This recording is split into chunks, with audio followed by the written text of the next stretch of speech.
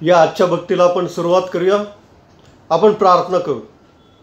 हे सर्वसमर्थ थोर आणि पवित्र पवित्र पवित्र सेनाधीश परमेश्वरा, आकाश व पृथ्वी यांच्या उत्पन्नकर्त्या देवा, आमच्या ताळणाऱ्या देवा, सर्वसमर्थ देव बाप्पा, आजची सर्व भक्ती आराधना प्रार्थना गीत गायन संदेश तो आपल्या हाती घे आणि चालव। देवप्पा, तुझं गौरव तू करून घे आणि काही चुकल्यास प्रभूजी तू आम्हाला क्षमा कर।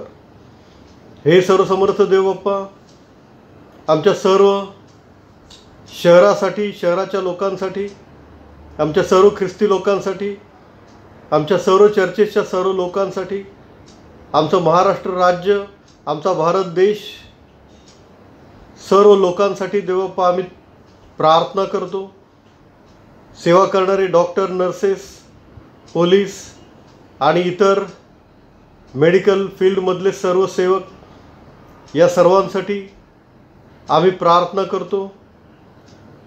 आमचं महाराष्ट्र राज्य, आमचा भारत देश, जे लोक ॲडमिट आहेत त्यांच्यासाठी प्रार्थना करतो देव बाप्पा, त्यांना तू बरं कर। जे लोक या करोना महामारीमध्ये देवप्पा एक्सपायर झाले, हे जग सोडून गेले, त्यांच्या दुःखी कुटुंबियांचं तू सांत्वन कर। आणि सर्वसमर्थ देव बाप्पा, आत्ता 17 मे 2021 रोजी आलेल्या तौक्ते या चक्रीवादळामुळं ज्या लोकांचं घरांचं फार मोठं नुकसान झालं, काही लोक देवप्पा समुद्रात बुडून मरण पावले, त्या सर्व लोकांचं दुःखी कुटुंबियांचं परमेश्वरा तू सांत्वन कर। आणि देवप्पा सर्वसमर्थ प्रभू, त्यांच्या नुकसानीचं देवप्पा तू पुन्हा भरपाई करून दे, त्यांना पुन्हा एकदा प्रभू तुझ्या हाताने तू उभं कर। हे सर्वसमर्थ देव बाप्पा, ही करोना महामारी आमच्या महाराष्ट्र राज्यातून, देशातून तू लवकरात लवकर घालवून टाक। सर्वसमर्थ देव बाप्पा, तू सर्वसमर्थ आहेस, तू सर्व सत्ताधीश आहेस आणि तुला सर्व शक्य आहे। होय देव बाप्पा, बायबलमध्ये आम्ही वाचतो की सर्वसमर्थ प्रभू महामारीच्या दूताला देव बाप्पा यरूशलेममध्ये आल्यानंतर तू त्याचा हात आवरण्याची आज्ञा दिली होतीस। होय सर्वसमर्थ प्रभू, तू अशी आज्ञा दे म्हणजे ही करोना महामारी थांबेल आणि हे जग, आमचा भारत देश, आमचं महाराष्ट्र राज्य, आमचं शहर, आमचे सर्व लोक यातून वाचतील अशी आम्ही तुझ्या नम्रतेच्या कळकळीची विनंती प्रार्थना करतो। पुन्हा एकदा मागतो देव बाप्पा, जे कोणी हे जग सोडून गेलेले आहेत त्यांच्या दुःखी कुटुंबियांचं तू सांत्वन कर। ही लहान प्रार्थना आमचा धन्य तारणारा प्रभू श्री ख्रिस्त याच्याद्वारे मागतो नाही बापा, आमेन। आपण देवाच्या गौरवासाठी एक गीत गाऊया। गीत क्रमांक आहे 451। गीत क्रमांक 451। येशू प्रिय मेंढपाळा, पाळी आम्हा कोकरा, ने तू कुरणी आम्हाला आणि रक्षुनी घरा।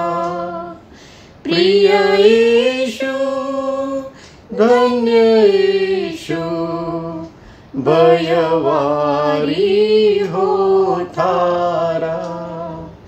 प्रिय येशू, धन्य येशू, भयवारी हो थारा। वाणी तव परिसोनी आम्ही अनुसरतो, दूरी दुरित करोनी शोधी जय बहकतो। प्रिय येशू, धन्य येशू, ऐक आम्ही प्रार्थितो। प्रिय येशू, धन्य येशू, ऐक आम्ही प्रार्थितो। तू माझजवळी मी घेई, दीन जरी दुबळे, देशी मधुवचने राखी प्रभु सगळे. प्रिय येशू धन्य येशू तू स्वदुखे तारिले. प्रिय येशू धन्य येशू तू स्वदुखे तारिले. वा वा अनुग्रह तुझा इच्छा तव सुचावी. हे अनन्य गुरु राजा प्रेमे मने व्यापावी. प्रिय येशू धन्य येशू प्रीती आहे वाढावी. प्रिय येशू धन्य येशू प्रीती आहे वाढावी. संत मार्काने लिहिलेल्या शुभवर्तमानामध्ये 4थ्या अध्यायात शुभवर्तमान लिहिले आहे. त्याच्या 35व्या ओळीपासून पवित्र शुभवर्तमानास प्रारंभ होतो. येशू वादळ शांत करतो. त्याच दिवशी संध्याकाळ झाल्यावर तो त्यांना म्हणाला, आपण पलीकडे जाऊया. तेव्हा लोकसमुदायाला सोडल्यावर तो मछव्यात होता तसाच ते त्याला घेऊन गेले. दुसरेही मछवे त्याच्याबरोबर होते. नंतर मोठे वादळ झाले व लाटा मछव्यांवर अशा आदळत होत्या की तो पाण्याने भरू लागला. तो वरामावर उशास घेऊन झोपी गेला होता. तेव्हा ते त्याला जागे करून म्हणाले, गुरुजी, आपण बुडत आहोत तरी आपणाला काहीच वाटत नाही काय? तेव्हा त्याने उठून वाऱ्याला धमकावले आणि समुद्राला म्हटले, उगा राहा, शांत हो. मग वारा पडला व अगदी निवांत झाले. नंतर तो त्यांना म्हणाला, तुम्ही इतके का घाबरला? तुम्हाला विश्वास कसा नाही? तेव्हा ते अतिशय घाबरले व एकमेकांना म्हणू लागले, हा आहे तरी कोण? वारा व समुद्र हे देखील याचे ऐकतात. हे प्रभू श्री ख्रिस्ताचे शुभवर्तमान आहे. हे ख्रिस्ता तुझी स्तुती असो. आपण प्रार्थना करूया. सर्वसमर्थ आणि पैशांश परमेश्वरा देव बाप्पा, तुझ्या वचनाची भाकर मोडत असताना देवप्पा तू आम्हाबरोबर राहा. तुझं गौरव तू आम्हाद्वारे करून घ्या आणि काय चुकल्यास देवप्पा तू आम्हाला क्षमा कर. देवप्पा तू तुझ्या वचनाद्वारे बोल आणि देवप्पा आमचा अंतकण उघड आणि तुझं वचन देवबाप्पा तू आम्हाला समजावून सांग. काय चुकल्यास प्रभूजी तू आम्हाला क्षमा कर. ही लहान प्रार्थना आमचा धन्य ताळणारा प्रभू श्री ख्रिस्ताच्याद्वारे मागतो नाही बाप्पा, आमेन. परमेश्वराची स्तुती असो. आत्ताच आपण पाहिलं मार्क शुभवर्तमान 4था अध्याय आणि 35व्या वचनापासून की गालिल समुद्रावर प्रभू श्री ख्रिस्त एका बोटीमधून मछवामधून जात आहे आणि खूप मोठं वादळ आलं समुद्रावर. इतकं मोठं की लाटा त्या मछव्यामध्ये शिरू लागल्या आणि ते मछवा बुडतो की काय असं येशू ख्रिस्ताच्या शिष्यांना वाटलं. येशू ख्रिस्ताचे शिष्य हे मासेमार करणारे, म्हणजे समुद्रावरच आपला दिवस रात्र घालवणारे असे ते लोक होते. तरी ते या वादळाला बघून घाबरले आणि ते म्हणायला लागले की गुरुजी आपण बुडतो आहोत. आणि येशू ख्रिस्त काय केलं होतं तर येशू ख्रिस्त झोपला होता शांत. म्हणजे अशा वादळामध्येही शांती असणारा असा किंवा शांती देणारा असा आमचा प्रभू येशू ख्रिस्त आहे. आणि मग येशू ख्रिस्त उठून उभा राहतो आणि तो समुद्रावरच्या वादळाला धमकावतो, शांत हो. आणि वारा पडतो आणि समुद्र शांत होतो, खवळलेला समुद्र शांत होतो.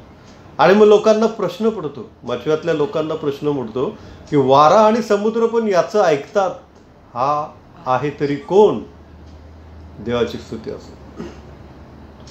वारा, समुद्र ही सर्व ज्याची निर्मिती आहे तोच तो हा प्रभू येशू ख्रिस्त आहे. आणि त्याची निर्मिती असल्यामुळं ती निर्मिती त्याच्या अंकित आहे, त्याच्या मुठीत आहे. आणि म्हणून स्तोत्रकर्ता म्हणतो, आकाश जे तुझे अंगुली कार्य. होय, परमेश्वराने हे सर्व विश्व, पृथ्वी, आकाश, ग्रह, तारे केवळ त्याच्या एका शब्दाने बनवलेले आहे. तो शब्द तर प्रभू येशू ख्रिस्त आहे. देवाची स्तुती असो. आणि तो निर्माता आहे. आणि म्हणून ही सर्व निर्मिती ज्या निर्मात्याने परमेश्वराने बनवली, तो निर्माता सर्वश्रेष्ठ आहे. आणि म्हणून ही निर्मिती, सर्व विश्व त्याच्या अधीन आहे. आणि म्हणून वाऱ्याला आणि तुफानाला, समुद्राला प्रभू येशू ख्रिस्ताने धमकावलं आणि ते शांत झाले. देवाची स्तुती असो. आत्ताच आपण पाहिलं 17 मे 2021 रोजी मुंबईमध्ये आणि महाराष्ट्राच्या पुष्कळ भागांमध्ये तौक्ते हे फार मोठे चक्रीवादळ आलं. मुंबईला ते थडकलं सुद्धा नाही, समुद्रातूनच ते पुढे गुजरातकडे गेलं. तरी पहा, मुंबईमध्ये मुंबईच्या अरबी समुद्रामध्ये मोठमोठ्या लाटा उसळत होत्या. गेटवे ऑफ इंडिया जे आहे मुंबईला, त्याचं नुकसान झालं. कट्टा तुटून पाणी रस्त्यावर आलं. कितीतरी झाडं पडली, कितीतरी विजेचे खांब पडले, कितीतरी तारा पडल्या, कितीतरी घरं पडली, कितीतरी जहाजं समुद्रामध्ये भरकटली आणि समुद्रामध्ये कितीतरी माणसं बुडून मेली. अजूनही त्याचा हिशोब लागत नाही आणि अजूनही त्यांची प्रेतं सापडत नाही. आम्ही ठाण्यामध्ये राहतो. मुंबईपासून ठाणे 30 किलोमीटर अंतरावर आहे. मुंबईला ते जरी धडकलं नाही तरी, समुद्रामधून ते गेलं तरीही ठाण्यामध्ये इतका सोसाट्याचा वारा सुटला होता 17 मे रोजी की गॅलरीत जायला भीती वाटत होती. इतका सोसाट्याचा वारा आणि त्याबरोबर सोसाट्याचा पाऊस. हे इतकं भयंकर चक्रीवादळ होतं. मुंबईपासून ठाणे तर 30 किलोमीटर आहे. आणखी पुढे कल्याण 50 किलोमीटर मुंबईपासून आहे. तिथेही पुष्कळ झाडं पडली, घरं पडली, आपल्याला माहिती आहे. कोल्हापूर पासून समुद्र किती लांब आहे, रत्नागिरीच्या तो पुढे आहे, रत्नागिरीला आहे. किती लांब आहे ते अंतर. तरी कोल्हापूरमध्ये सोसाट्याचा वारा आणि पाऊस. सातारा, सांगलीमध्ये पण त्याचे इफेक्ट जाणवले. म्हणजे इतक्या जोराचं ते चक्रीवादळ या शहरांमध्ये, त्याचा वाऱ्याचा थोडा भाग घुसला तरी इतकं प्रचंड नुकसान झालं. मोठमोठी झाडं पडली, घरं पडली, जहाजं भरकटली, काही बुडाली. हे सर्व परमेश्वराचं सामर्थ्य आहे. परमेश्वराचं सामर्थ्य आहे आणि ते अफाट सामर्थ्य आहे. ते इतकं मोठं सामर्थ्य आहे की त्याचा अंदाज सुद्धा मनुष्याच्या बुद्धी क्षमतेच्या पलीकडं आहे.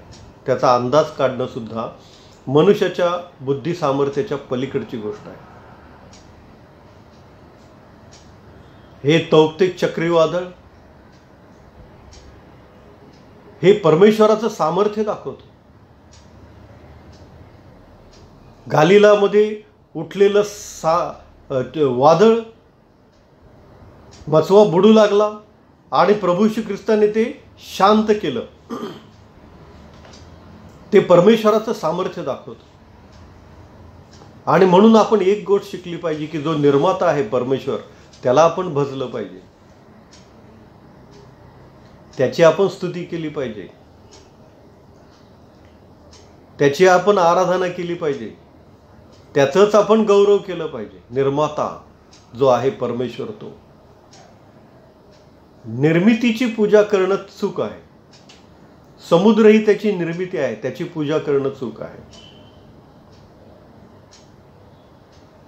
सूर्य, चंद्र, ग्रह, तारे हे त्याची निर्मिती आहे.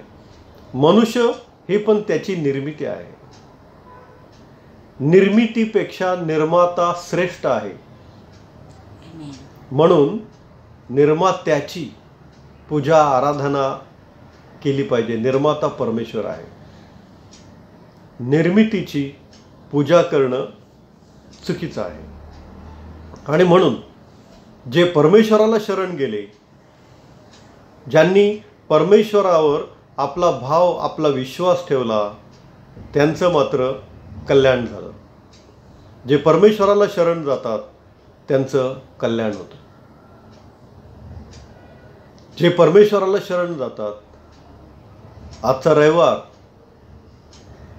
हा पेंटिकॉस्ट म्हटलेला 50व्या दिवसाचा रविवार आहे.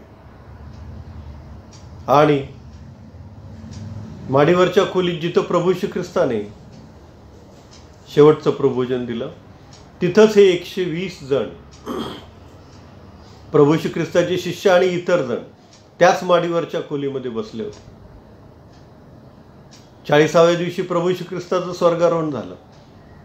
त्यानंतर 50व्या दिवसापर्यंत म्हणजे 10 दिवस हे सर्व लोक त्या खोलीच्या बाहेर गेले नाही. ते 10 दिवस प्रभू श्री ख्रिस्ताच्या प्रार्थनेमध्ये रममाण झाले होते, बाहेरही गेले नाही. आणि या 10 दिवसानंतर म्हणजे 50व्या दिवशी, येशू ख्रिस्ताला वधस्तंभावर गेल्यापासूनच्या 50व्या दिवशी, पेंटिकॉस्ट म्हटलेल्या 50व्या दिवशी मोठा सोसाट्याचा वारा आला.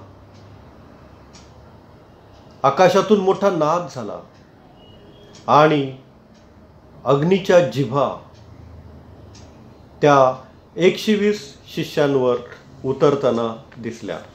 प्रेषितांची कृत्ये 2रा अध्याय आणि 1-2 वचन आपण वाचूया. नंतर पेंटिकॉस्ट म्हणजे 50वा दिवस आल्यावर ते सर्व एकत्र जमले होते. तेव्हा अकस्मात मोठ्या वाऱ्याच्या सुसाट्यासारखा आकाशातून नाद झाला व ज्या घरात ते बसले होते ते सर्व त्याने भरले. आणि वेगवेगळ्या होत असलेल्या अग्नीच्या जिभांसारख्या जिभा त्यांना दिसल्या व प्रत्येकावर त्या एक एक अशा बसल्या. देवाची स्तुती असो. या सर्व शिष्यांवर पवित्र आत्म्याचा अभिषेक झाला. मोठा सोसाट्याचा वारा आला. आकाशातून मोठा नाद झाला. अग्नीच्या जिभा उतरल्या आणि प्रत्येकावर एक एक अशा त्या बसल्या आणि ते पवित्र आत्म्याने पूर्ण झाले. देवाची स्तुती असो. हे पण एक चक्रीवादळ होतं. आत्ता आपण पाहिलं 17 मे 2021 रोजी. आणि हा पण एक वादळाचाच अनुभव होता. 50व्या दिवशीचा सोसाट्याचा वारा, आकाशातून मोठा नाद आणि अग्नीच्या जिभा उतरणं. त्या वादळामुळे, चक्रीवादळामुळे विनाश झाला. पुष्कळ लोक ठार मारले गेले. परंतु हे जे वादळ आहे, पवित्र आत्म्याचा बाप्तिस्मा, हे आपल्या जीवनामध्ये आलं तर आपण विनाशापासून वाचतो. सार्वकालिक विनाशापासून वाचतो. सार्वकालिक नरकाचा जो अग्नी आहे त्याच्यापासून आपण वाचतो. कारण प्रभू श्री ख्रिस्ताची शिकवण आहे, पाण्याने व आत्म्याने जन्मले वाचून कोणीही स्वर्गाच्या राज्यात जाऊ शकत नाही. देवाची स्तुती असो. पवित्र आत्म्याचा अभिषेक आपल्याला झाला पाहिजे. आणि पवित्र आत्म्याचा अभिषेक जर आपल्याला झाला तर आपल्याला सामर्थ्य प्राप्त होतो आणि आपण साक्ष देतो. कारण प्रेषितांची कृत्ये 1 अध्याय 8व्या वचनामध्ये प्रभू श्री ख्रिस्त म्हणतो, पवित्र आत्मा तुमच्यावर येईल तेव्हा तुम्हाला सामर्थ्य प्राप्त होईल आणि यरूशलेमेत, सर्व यहुदियात, शम्रोनात व पृथ्वीच्या शेवटापर्यंत तुम्ही माझे साक्षी व्हाल. म्हणजे सामर्थ्य आणि साक्ष या 2 गोष्टी पवित्र आत्म्याच्या संदर्भात जोडलेल्या आहेत. तुम्हालावर पवित्र आत्मा येईल तेव्हा तुम्हाला सामर्थ्य प्राप्त होईल आणि तुम्ही माझे साक्षी व्हाल. आपल्याला माहिती आहे, या 120 जणांवर पवित्र आत्मा आला आणि त्यांनी प्रभू श्री ख्रिस्ताची साक्ष अगदी मरेपर्यंत दिली की तो जिवंत देवाचा पुत्र आहे. त्याला आम्ही अनुभवलं. त्याच्याबरोबर आम्ही राहिलो. त्याने मोठे मोठे चमत्कार केले. शास्त्रात लिहिल्याप्रमाणे, संदेश त्यांनी सांगितल्याप्रमाणे तोच देवाचा पुत्र आहे. तोच मनुष्याचा पुत्र बनून आला. त्याने अद्भुत कृत्य केली. मृतांना पुन्हा उठवलं. इतकंच नव्हे तर परमेश्वराने तो स्वतः मेलेल्यातून पण त्याला पुन्हा उठवलं. आणि शास्त्रात सांगितल्याप्रमाणे त्याचं अर्पण झालं. तर अशासाठी की त्याच्या पवित्र आणि शुद्ध रक्ताद्वारे आमच्या पापांची क्षमा व्हावी. तो मेलेल्यातून पुन्हा उठला, याला आम्ही साक्षी आहोत. असं सर्व शिष्यांनी साक्ष दिली. तो स्वर्गात गेला, याला आम्ही साक्षी आहोत. अशी साक्ष या सर्व शिष्यांनी नंतर दिली. आणि पवित्र आत्म्याचं दुसरं कार्य म्हणजे सामर्थ्य. हे सर्व शिष्य सामर्थ्याने भरले. एकदा पेत्र आणि योहान यरुशलेममध्ये मंदिराकडे जात असताना सुंदर नावाच्या दरवाजाजवळ एक लंगडा भिकारी बसला होता. त्याने काहीतरी भीक मिळेल या आशाने पेत्राकडे पाहिलं. तेव्हा पेत्राने त्याला सांगितलं की माझ्याकडे तुला देण्यासाठी सोने रुपये काही नाही, परंतु नासोरी येशू आहे.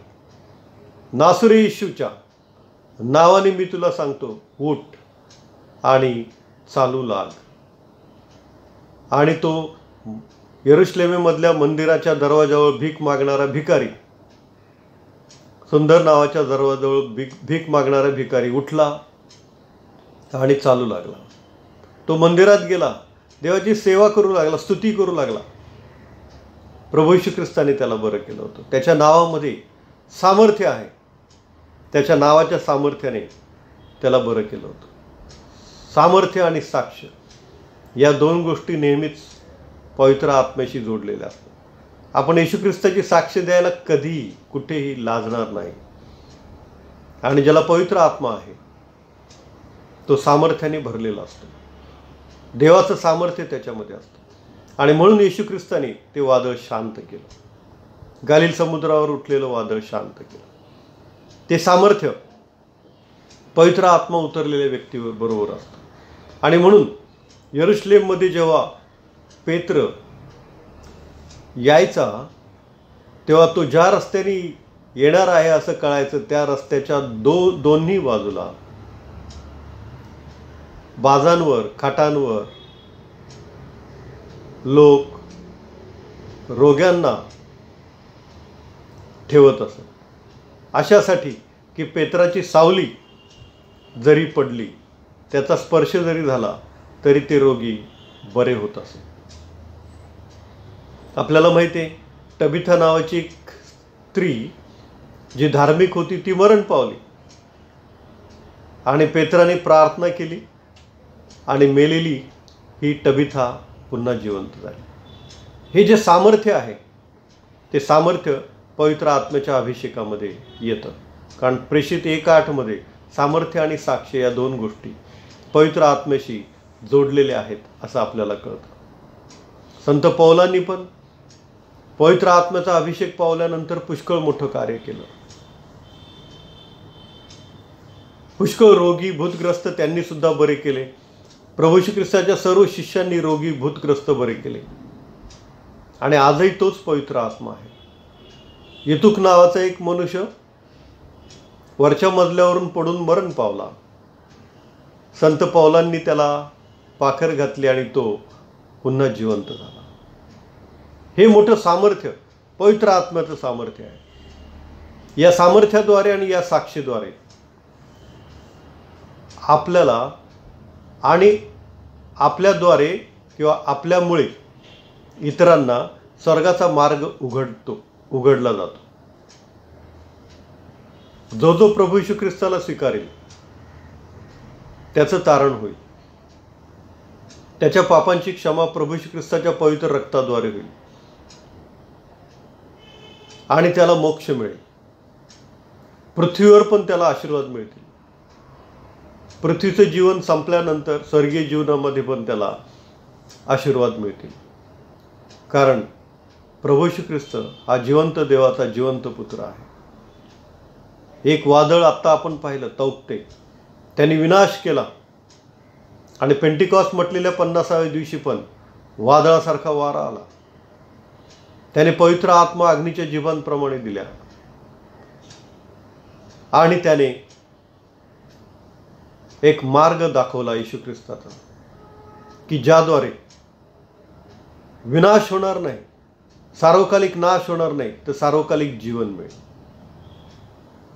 या वादळाद्वारे विनाश आहे, पण पवित्र आत्म्याच्या वादळाद्वारे की जे आपल्या जीवनात आलं तर आपण विनाशापासून वाचतो, सार्वकालिक नाशापासून वाचतो आणि सार्वकालिक जीवनापर्यंत जातो.